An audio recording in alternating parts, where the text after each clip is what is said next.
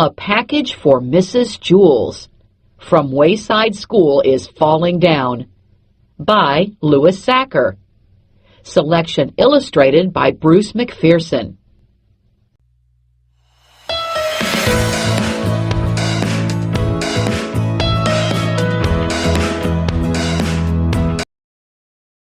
At last, he struggled up the final step to the 30th story.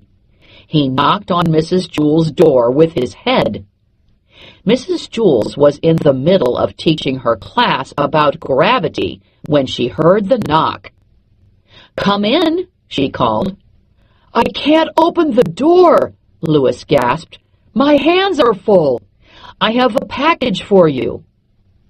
Mrs. Jewls faced the class. "Who wants to open the door for Louis?" she asked. All the children raised their hands. They loved to be interrupted when they were working. "Oh dear, how shall I choose?" asked Mrs. Jewls. "I have to be fair about this.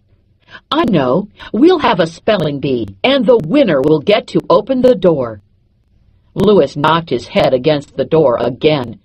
"It's heavy," he complained, "and I'm very tired." "Just a second," Mrs. Jewls called back. "Allison, the first word's for you. Heavy." "Heavy," said Allison. Heavy. Heavy. Very good. Jason, you're next.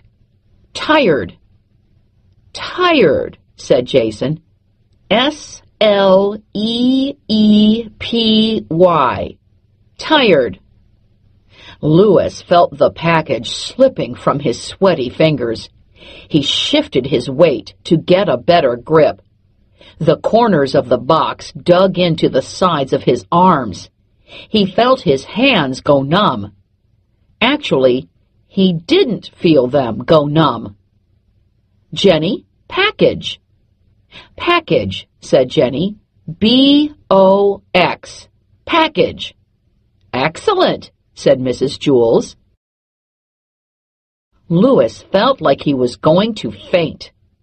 At last, John opened the door. "I won the spelling bee, Louis," he said. "Very good, John," muttered Louis. "Aren't you going to shake my hand?" asked John. Louis shifted the box to one arm, quickly shook John's hand, then grabbed the box again and staggered into the room. "Where do you want it, Mrs. Jewls?" "I don't know," said Mrs. Jewls. "What is it?" "I don't know," said Louis. "I'll have to put it down someplace so you can open it." "But how can I tell you where to put it until I know what it is?" asked Mrs. Jewls. "You might put it in the wrong place." So Louis held the box as Mrs. Jewls stood on a chair next to him and tore open the top. His legs wobbled beneath him. "It's a computer!" exclaimed Mrs. Jewls. Everybody booed. "What's the matter?" asked Louis. "I thought everyone loved computers." "We don't want it, Louis," said Eric Bacon. "Take it back, Jack," said Terence. "Get that piece of junk out of here," said Mauricia. "Now, don't be that way," said Mrs. Jewls. "The computer will help us learn. It's a lot quicker than a pencil and paper." "But the quicker we learn, the more work we have to do," complained Todd.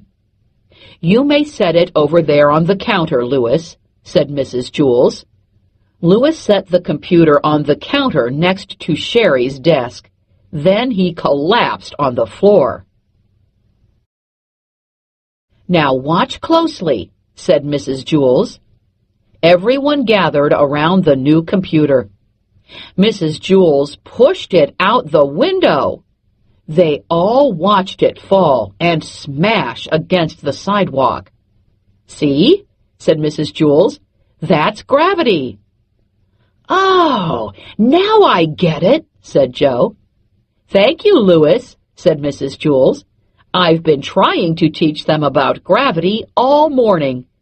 We had been using pencils and pieces of paper, but the computer was a lot quicker.